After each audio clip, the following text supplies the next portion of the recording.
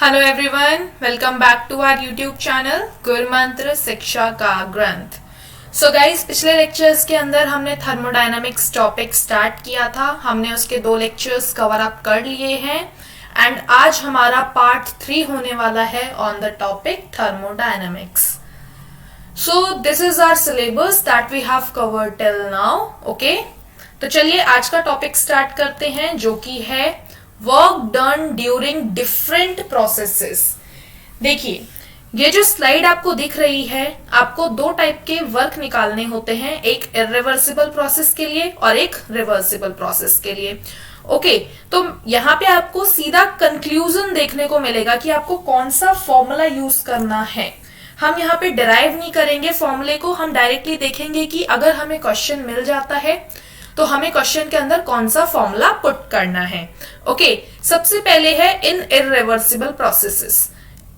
Irreversible process के अंदर work done को कैलकुलेट करने का एक सिंपल सा फॉर्मूला है। ये फॉर्मूला हमने पहले भी देखा था, that is minus P external into delta we.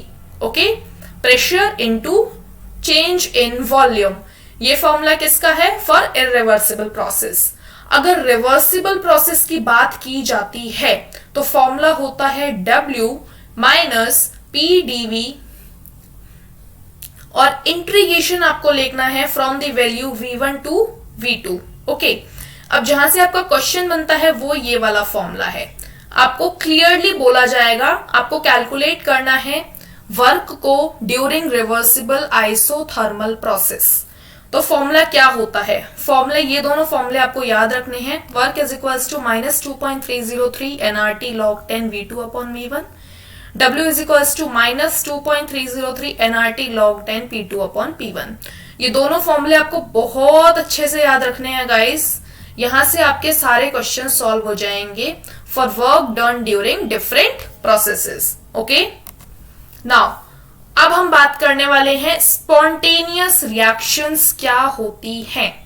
देखिए, स्पॉन्टेनियस का मतलब क्या होता है? वो रिएक्शंस जो जल्दी से हो जाती हैं, spontaneity. A process which under some conditions में either take place by itself और take place on initiation is known as spontaneous process.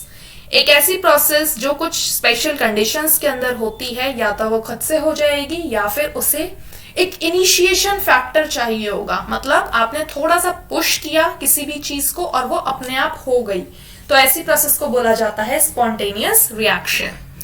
Example, heat flows from a hot reservoir to cold reservoir. Example के तौर पे आप ले सकते हैं heat का फ्लो होना from hot reservoir to cold reservoir.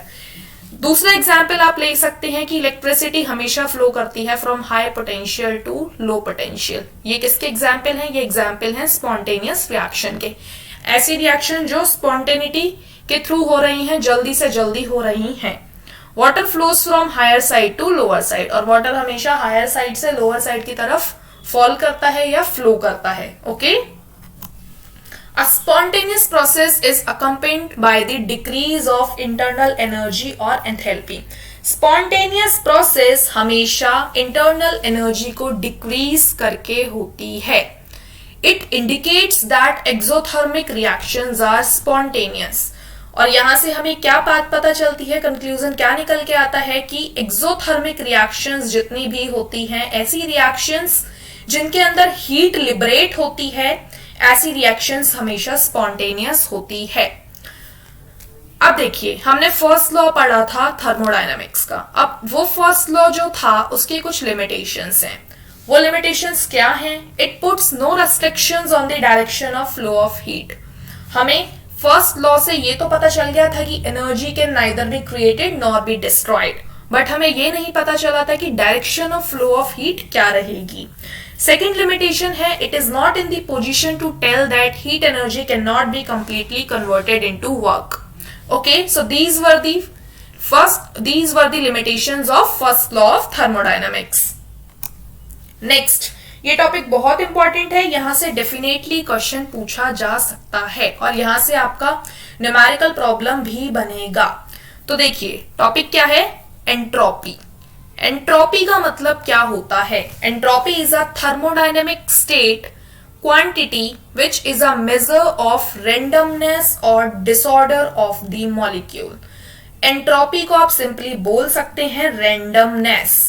Randomness का मतलब क्या होता है? जैसे आपके पास एक जार है, उसके अंदर काफी सारे मार्बल्स हैं.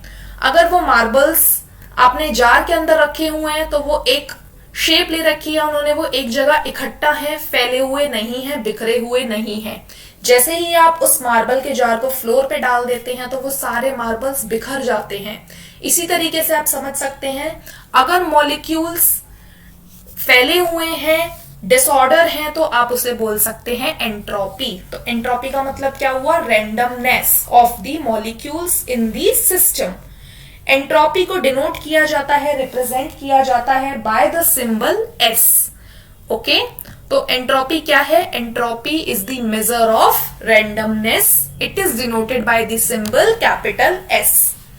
अब अगर बात की जाए डेल्टा S, डेल्टा S का मतलब क्या हुआ? डेल्टा S का मतलब हुआ change in entropy from S2 to S1. S2 is your final entropy change in the, and S1 is your initial entropy, or you can say initial randomness. A spontaneous process is accompanied by the increase in entropy. Spontaneous process आपने देखा पहले तो exothermic reactions show करती है. दूसरी बात, spontaneous process में entropy increase होती है, इसी वजह से डेल्टा S की वैल्यू स्पॉन्टेनियस प्रोसेस में पॉजिटिव ली जाती है. Okay, next, if heat is absorbed then S will be positive and heat is evolved then S will be negative. देखिए, अगर हीट को कोई भी सब्सटेंस, कोई भी सिस्टम एब्जॉर्ब कर रहा है तो एंट्रोपी जो होगी वो आप पॉजिटिव लेंगे, और अगर किसी सब्सटेंस में से, किसी सिस्टम में से हीट निकल रही है बाहर तो S आप नेगेटिव लेंगे. Okay, delta S is equals to Q reversible by T. What is Q and what is T? देखिए, Q is your heat and T is your temperature. Okay, अब यहाँ पे बहुत इंपॉर्टेंट पॉइंट है, entropy is an extensive and state function. जितने भी points guys highlighted हैं, ये पॉइंट्स आपको बहुत अच्छे से मेमोराइज करके रखने हैं. ओके, नाउ फॉर फ्यूजन, अगर डेल्टा S की वैल्यू निकालनी है फॉर फ्यूजन तो आप क्या लिख सकते हैं? Delta H upon T. Delta S is equals to delta H upon T. अगर वेपराइजेशन के केस में आपको निकालनी है एंट्रोपी तो that will be delta H upon T, लेकिन वेपराइजेशन. ओके, ये जो फॉर्मुलेज आपको दिख रहे हैं इससे आपके न्यूमेरिकल प्रॉब्लम्स सॉल्व हो जाएंगे. बस आपको याद क्या रखना है? Delta S is equals to delta H upon T. What is delta S? Delta S is the difference of randomness, और you can say difference of entropy. What is delta H? Delta H is the enthalpy, okay? And T is what? T is your temperature. For sublimation, delta S sublimation is equals to delta H sublimation divided by temperature of sublimation, okay? Now, second law of thermodynamics. बहुत important law है. हमने अभी तक 0th law पढ़ लिया thermodynamics का, first law देख लिया, अब हम देखने वाले हैं second law of thermodynamics. It is not possible to construct a machine that functions in cycle, guys this is not 7, this is and conveys heat from colder body to hotter body unless work is done by a machine by outside agency. देखिए, second law of thermodynamics को हम दूसरे तरीके से भी समझ सकते हैं. तो देखिए, दूसरा स्टेटमेंट क्या है? Work can always be converted into heat, but conversion of heat into work does not place under all conditions. Work को आप हीट में कन्वर्ट कर सकते हैं. आपने फर्स्ट लॉ के अकॉर्डिंग देखा था कि जितनी भी एनर्जी होती है आप उसे क्रिएट नहीं कर सकते, ना ही डिस्ट्रॉय कर सकते हैं, बस आप उसे एक फॉर्म से दूसरे फॉर्म के अंदर चेंज कर सकते हैं. तो सेकेंड लॉ वही बता रहा है कि work can be converted into heat. Work को आप दूसरे एक फॉर्म से दूसरे फॉर्म के अंदर चेंज कर रहे हैं हीट के अंदर, लेकिन जरूरी नहीं है कि conversion of heat into work does not take place under all conditions. मतलब जरूरी नहीं है कि हर कंडीशन के अंदर हीट भी वर्क के अंदर कन्वर्ट हो जाए. सो this is what second law of thermodynamics. Also, it is not possible to convert heat energy completely into work with compensation, or whenever a spontaneous process take place, it is accompanied by the increase in total entropy of the universe. Second law क्या बोलता है, जब भी spontaneous process होगी nature के अंदर तो entropy हमेशा इंक्रीज हो जाएगी यूनिवर्स के अंदर. Okay, so this was what, this was all about second law of thermodynamics. और सेकेंड लॉ से ही हमें पता चल जाता है कि डायरेक्शन किस, मतलब कौन सी रिएक्शन किस डायरेक्शन के अंदर प्रोसेस हो रही है. Next is Gibbs free energy and spontaneity. Okay, so for the spontaneity of reaction, both delta H and delta S should be considered simultaneously. देखिए, अगर आप स्पॉन्टेनिटी की बात करते हैं कि कौन सी रिएक्शन कितनी जल्दी होगी, कितनी स्पॉन्टेनियस होगी, तो आपको delta H and delta S को बराबर वैल्यू देनी पड़ेगी. Delta H is your enthalpy and delta S is your entropy. The function, or you can say the change in enthalpy and change in entropy. Okay, the function that takes both enthalpy and entropy into account is known as free energy, or you can say Gibbs free energy. ऐसा function जो कि enthalpy और entropy दोनों को बराबर weightage देता है, बराबर वैल्यू देता है, उसे कहा जाता है फ्री एनर्जी, और you can say Gibbs free energy. Gibbs free energy को डिनोट किया जाता है by the capital symbol that is G, capital G. The meaning of which is Gibbs free energy represented as follows. तो Gibbs free energy को निकालने का तरीका क्या है? गिब्स फ्री एनर्जी को निकालने का तरीका है delta G is equals to delta H minus T delta S. Delta G is your Gibbs free energy, delta H is enthalpy change, T is temperature and delta S is change in entropy. Guys ये बहुत important है, ये आपको अच्छे से करना है. यहां से क्वेश्चन डेफिनेटली पूछा जाएगा एग्जाम के अंदर, और बहुत सिंपल सा क्वेश्चन आएगा, डायरेक्टली वैल्यूज पुट करनी है, सॉल्व कर देना है, आंसर मिल जाएगा.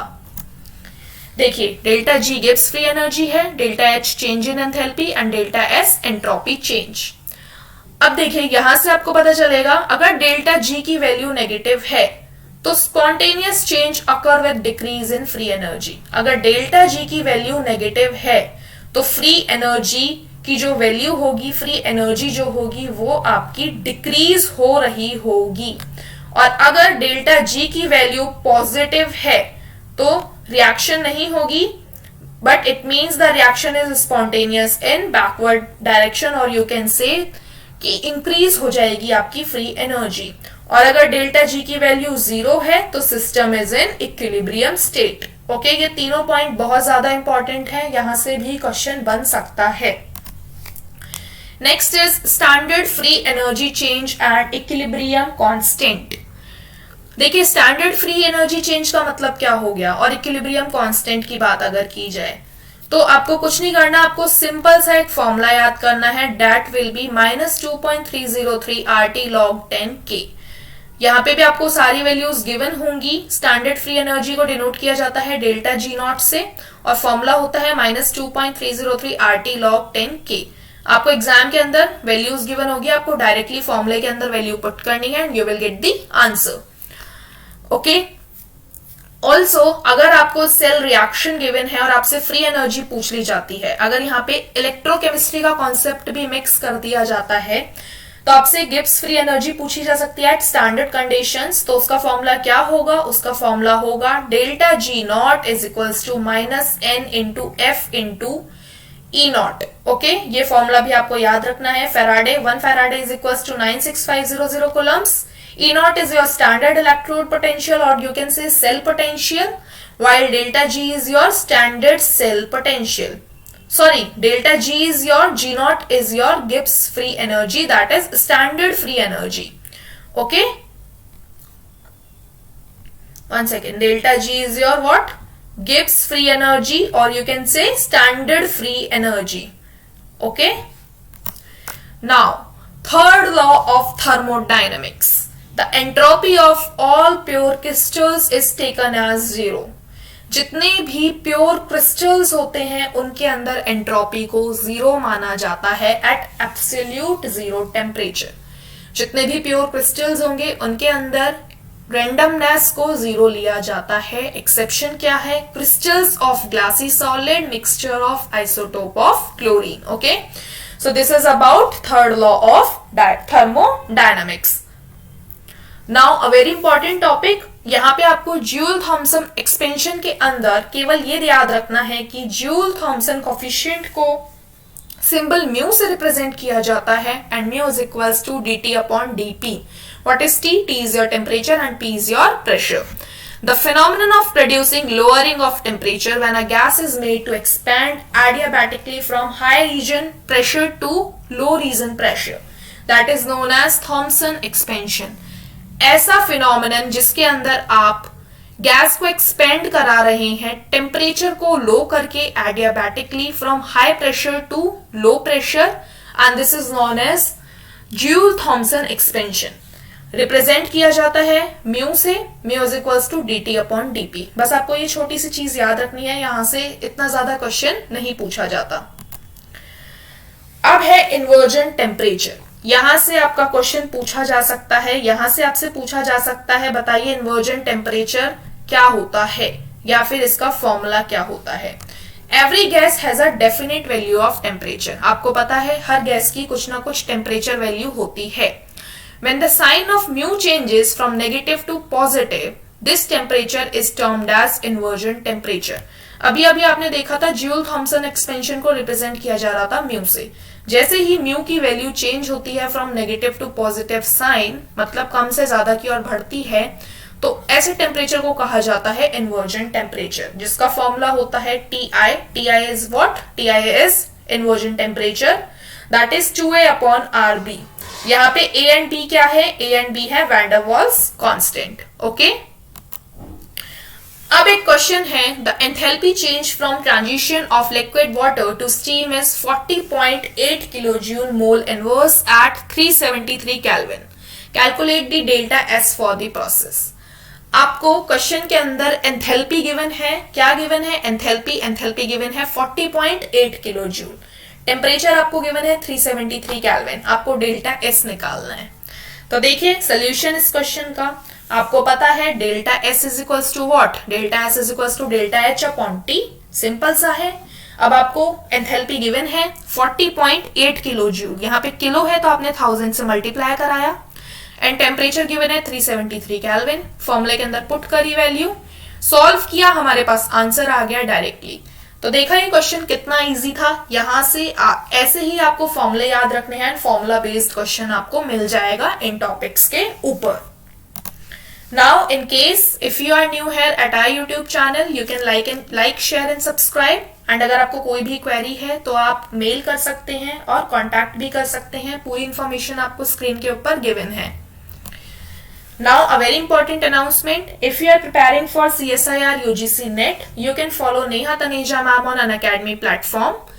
अगर आप Unacademy platform पर सब्सक्रिप्शन लेते हैं तो आप डिटेल्ड पेड क्लासेस के साथ भी जा सकते हैं. पूरी इंफॉर्मेशन आपको गिवन है. While taking the detailed paid classes, you can use referral code NEHA, that is NEHA. और इस रेफरल कोड नेहा को यूज करने के बाद आपको 10% डिस्काउंट मिल जाता है टोटल फी के ऊपर. Thank you very much guys. I hope आज का लेक्चर आपको अच्छे से समझ में आया होगा.